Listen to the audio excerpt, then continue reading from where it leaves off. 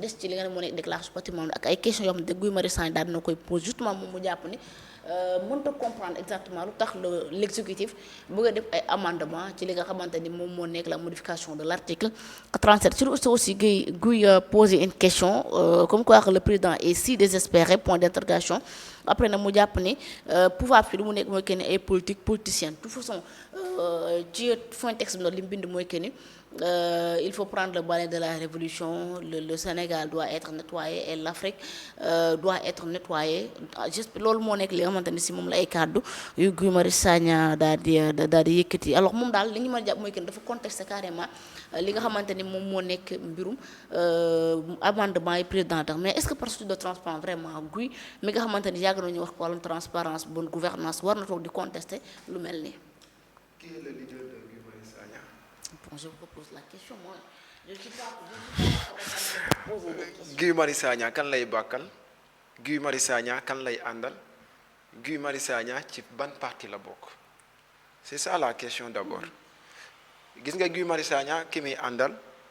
comme li xale yi di wax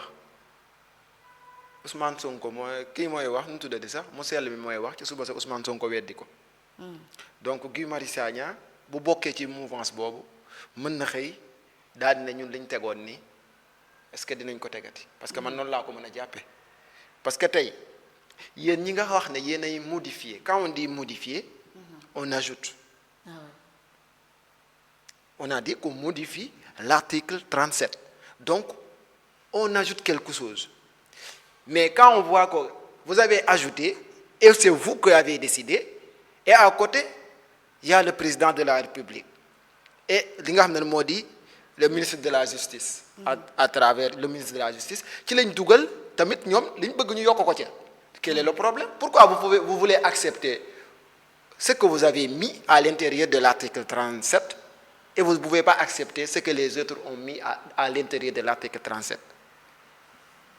quel est le problème alors kon ça veut dire que yéen quand bu ngeen taxawee naan affaire bi dañ koo def wàllum politique du coup man je vois que yéen a ko def wàllum politique parce que yéen a bëgg a def te kenn du def yéen a baax kenn baaxul li ngeen di xalaat moo baax la keneen di xalaat baaxul gis nga aji nekkuñ ci dëkk boo xamante ne dictature dafay am nekkuñ ci dëkk boo xamante ne parloo dafay am ku ci nekk am nga droit ci liñ la may te nga xam ne constitution moo la ko may nga xam ne lii fa nga nekk moo la ko permettre nga def ko donc on a yéen yi dugal ngeen ne da ngeen di modifier kii ne du ñu yem ci modifier mais on va mettre des amendes on va mettre ceci on va mettre cela mais d'accord leen ko bu ñu demee fa nga xam ne moo di ca pencum ndaw réew ma vous votez ou bien vote bi dafa nar a nekk loo xamante ne day métti ci yéen ndax lan ça vise quelqu'un que vous voulez que protéger mais vous nous dites que ñun dañuy protéger diw mais il faut gis nga aji da ngay ñime ci li ngay def gis nga tey boo jàkkaarloog nit ne 1 + 1 = 2 assumez ko mais vous voulez par exemple kii moom la ñuy protéger mais kee moom kenn du ko protéger et quand vous dites que Bassirou Diomaye Diakhar Faye dafa désespéré mais ki désespéré mooy ki nga xam ne lañ génnee primature mu daw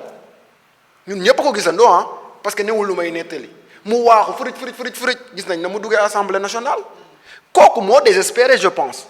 parce que amutoon ci dara lu mu jàppaat tey bu duggutoon assemblée nationale be lan la Ousmane Sonko di doon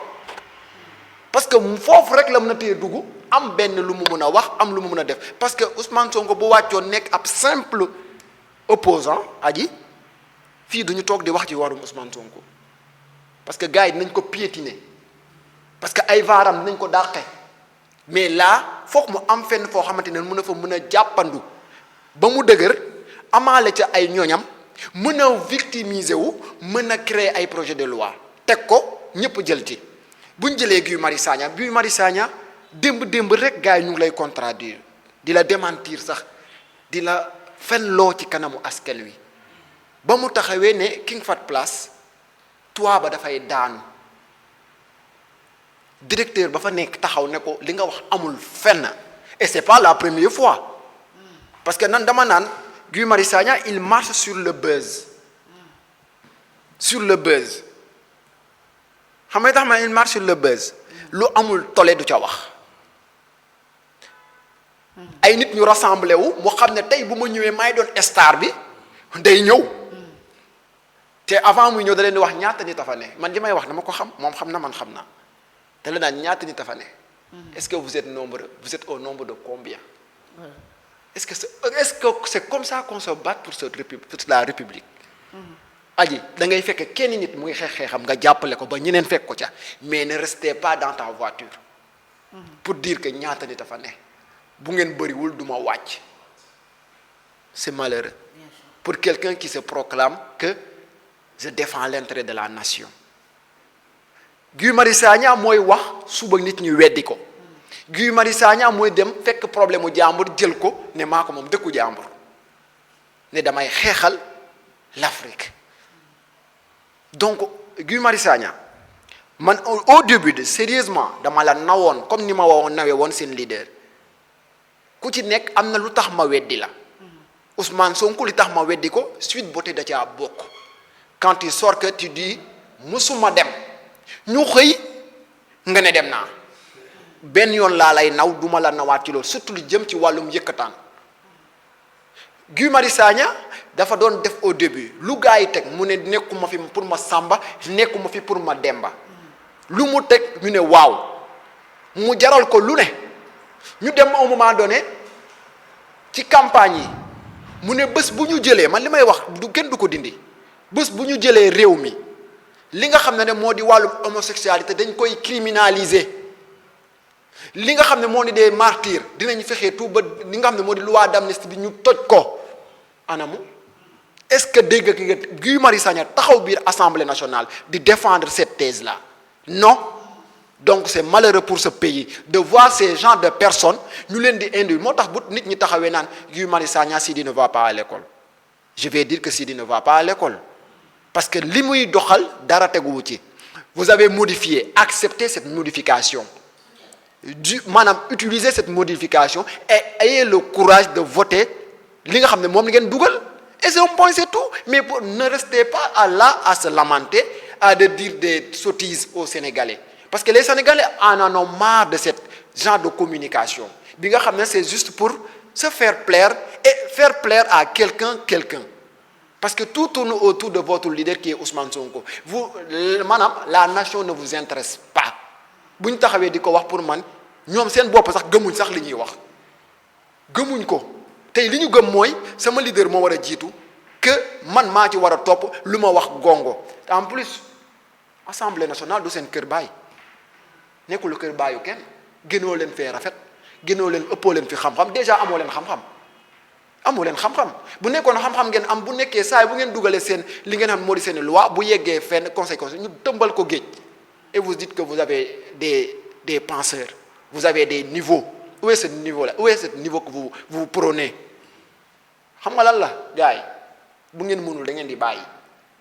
ba leen di topp ci ginnaaw affaire boo xam te ne yéen a ko fa teg gis nga li nga xam ne yéen a ko teg yéen a ko taal mais du ñun ñoo ko taal du keneen a ko teg du Diomaye mi ngeen di wax sax moo ko taal yéen a ko teg ci kanamu askan wi donc yéen seen idée moo baax idée keneen moo baax c'est comme Ousmane Sonko yow loo wax baaxul man li ma wax moo baax man maa jekk maa taaru yaa bon yaa sàcc yaa def lii yaa def laa bu ñuy ànd mu neex parce que gis nañ foofu ñëpp Khalifa Ababacar Sall ki nga xam ne moo di Barthélémy Dias gis nañ fi tant d'autres tey Macky Sall sax ñu ngi koy baaxal yaax yi tey Macky Sall ci boppam ñu ngi koy baaxal naan ko moo gën Bassirou Diomaye Diakhar Faye ngeen taxaw Bassirou Diomaye Diakhar Faye ma baaxoon ma selloon